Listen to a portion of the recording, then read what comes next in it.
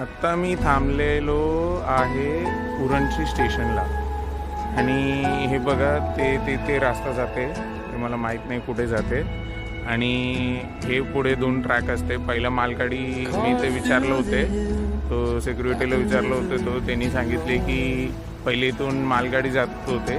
आत्ता जेव्हा local line चालू झाले तो मालगाडी पूर्ण बंद आहे. आणि हे प्लॅटफॉर्म नंबर 1 आणि हे प्लॅटफॉर्म नंबर 2. ते 7:20ची गाडी आहे नेरूळपर्यंत आणि 8 वाजताची बेलापूरची ट्रेन.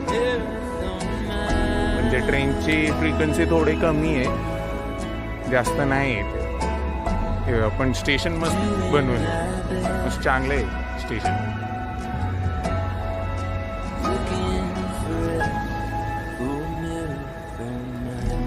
तिकडे सनसेट पण बघते.